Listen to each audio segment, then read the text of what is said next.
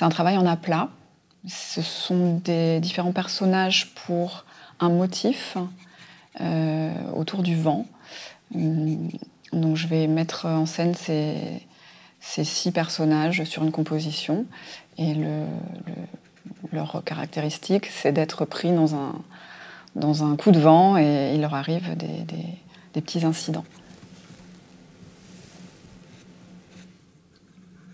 Souvent, mes personnages sont en mouvement. J'aime bien avoir une sorte de composition un peu chorégraphique, surtout dans les images un peu foisonnantes. Et le sentiment de mouvement, pour moi, est très important.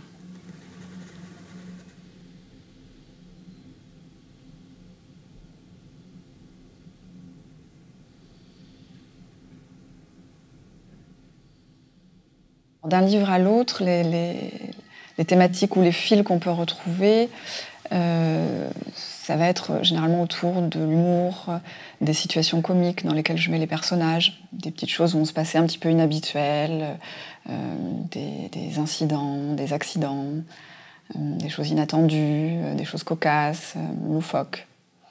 Ce qui est un petit peu souvent un fil rouge dans mon travail, voilà, de mettre les personnages en situation un peu comique ou difficile.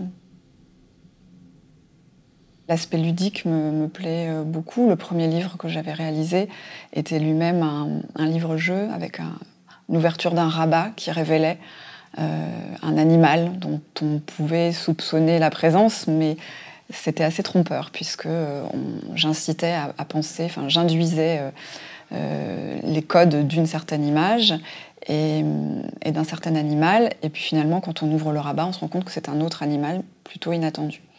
Donc cette idée de la farce, du jeu, me plaît beaucoup dans le livre.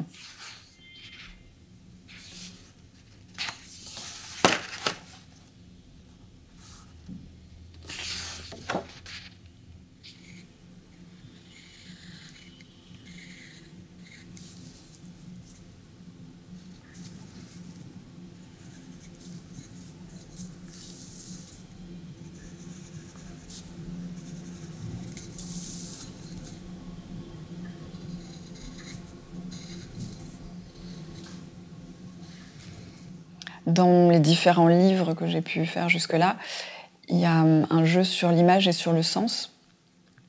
Donc souvent, j'aime beaucoup détourner le sens ou le transformer ou du moins amener le lecteur à s'interroger sur le sens de cette image.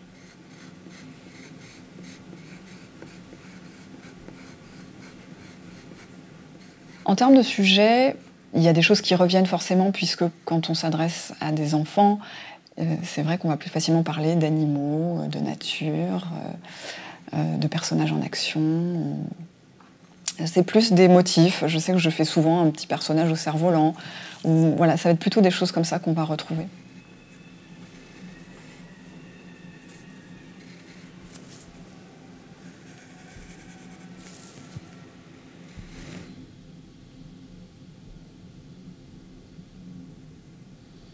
Pour la genèse des projets, souvent c'est une image qui m'apparaît.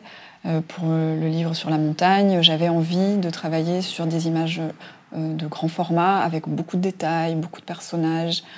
Le paysage traverse le temps à chaque image, et on voit se développer l'activité humaine, mais également la végétation, les constructions. Et donc ça venait vraiment d'un désir de travailler sur des grandes images, des images foisonnantes, ce qui est devenu maintenant aussi une partie importante de mon style de dessin, on va dire. Puisque je continue encore maintenant à être dans ces grandes images très fournies, où il se passe beaucoup de petites choses. On retrouve effectivement l'aspect cocasse avec ces petites aventures qui arrivent aux personnages. J'aime les choses cachées, les choses à découvrir. C'est des grandes images vraiment à explorer.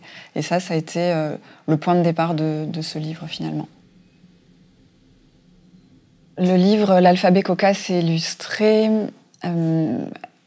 il a commencé sur l'envie donc, de travailler sur l'alphabet. Le principe était plutôt simple et a déjà été beaucoup fait, puisqu'il s'agit de prendre pour chaque lettre, de réaliser un texte.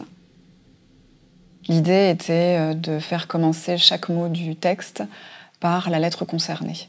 C'est un exercice de style qui a déjà été fait de multiples fois. Là, le défi était de le tenir assez longtemps pour avoir une véritable petite histoire, avec un début et une fin et une petite péripétie autour d'un personnage.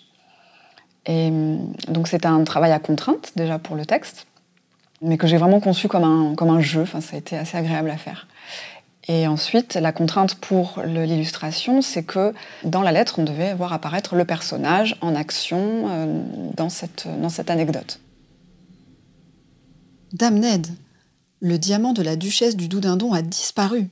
C'est un drame, c'est un désastre. La dame désemparée demande l'aide de Didier, détective débrouillard. Démêler, deviner et déduire, c'est son dada.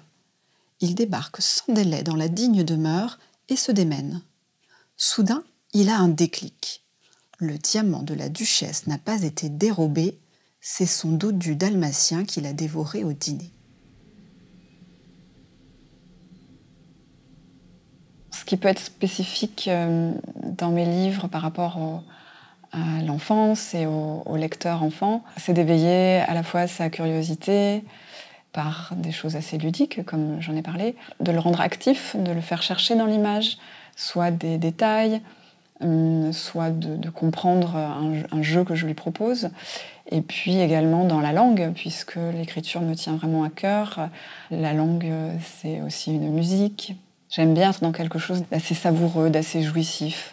Dans les histoires de l'alphabet cocasse, j'ai eu ce sentiment-là en écrivant. Je prenais les mots dans un dictionnaire pour enfants, je faisais une sélection, j'essayais de trouver un champ lexical, et puis il émergeait quelque chose, et souvent c'était vraiment dans un plaisir de la langue et de l'histoire, de l'historiette.